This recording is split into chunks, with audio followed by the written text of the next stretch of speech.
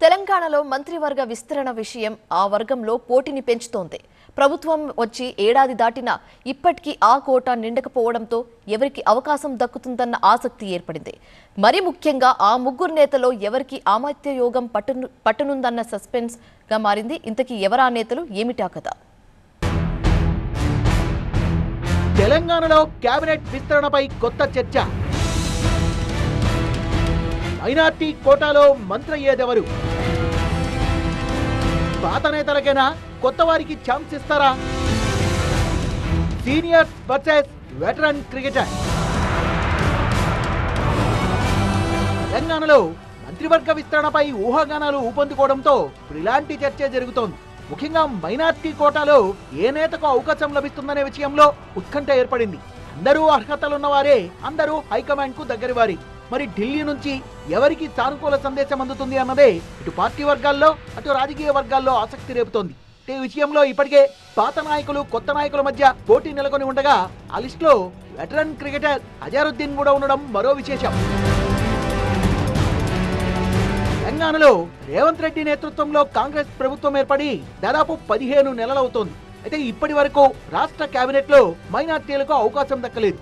దీంతో విస్తరణ ఎప్పుడు జరిగినా ఆ లోటును భర్తీ చేస్తారనే చర్చ కొనసాగుతోంది. త్వరలోనే కేబినెట్ విస్తరణ జరుగుతుందన్న ఊహాగానాలు సాగుతున్న వేళ మైనార్టీ కోటా తెర మీదకి వచ్చింది. ఆ కోటాలో మాజీ మంత్రి మొహమ్మద్ షబ్బీర్ అలీ పేరు మొదటి నుంచి వినిపిస్తోంది. ఉమ్మడి రాష్ట్రంలో మంత్రిగా పనిచేసిన ఆయన మొన్నటి ఎన్నికల్లో నిజామాబాద్ అర్బన్ నుంచి పోటీ చేసి ఓడిపోయారు. షబ్బీర్ అలీ గెలిస్తే కీలకమైన పదవిలో ఉంటారంటూ రేవంత్ ఎన్నికల ప్రచారంలో చెప్పారు గానీ షబ్బీర్ ఓడిపోవడంతో అది సాధ్యం కాలేదు. దీంతో ఆయన్ను ప్రభుత్వ సలహాదారుగా నియమించి మాట నిలబెట్టుకున్నారు రేవంత్. ఇప్పుడు మంత్రివర్గ విస్తరణ ఉంటుందనే ప్రచారం జరుగుతుండటంతో ఈ సీనియర్ మైనార్టీ నేత పేరు తెర మీదకి వచ్చింది. 2004-2009 మధ్య మైనార్టీ సంక్షేమ శాఖ మంత్రిగా పనిచేసిన షబ్బీర్ అలీ వరుస ఓటముల్ని మూటగట్టుకున్నారు. అయినా సరే హైకమాండ్ కు దగ్గరవాడిగా పార్టీకి విధేయతతోనే ఉన్నారు షబ్బీర్.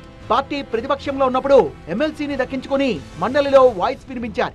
ఇప్పుడు ఆయన్ను మంత్రివర్గంలోకి తీసుకోవాలంటే మరోసారి ఎమ్మెల్సీగా చేయాల్సి ఉంటుంది.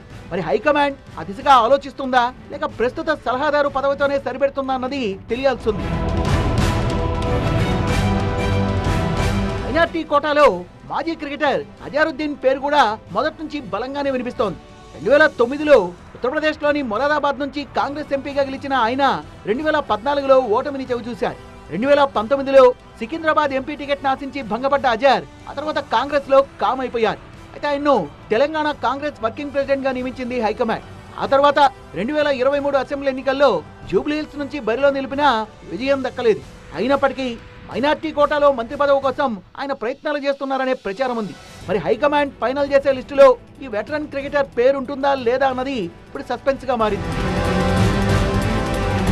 మంత్రివర్గ విస్తరణ ప్రచారం జోరందుకున్న వేళ ముస్లిం మైనార్టీ కోటాలో వినిపిస్తున్న మరో పేరు ఫిరోజ్ ఖాన్. ఇటీవల అసెంబ్లీ ఎన్నికల్లో నాంపల్లి నుంచి కాంగ్రెస్ అభ్యర్థిగా బరిలో నిలిచిన ఫిరోజ్ ఎంఐఎంతో నువ్వా నేనా అన్నట్టుగా తలపడ్డారు.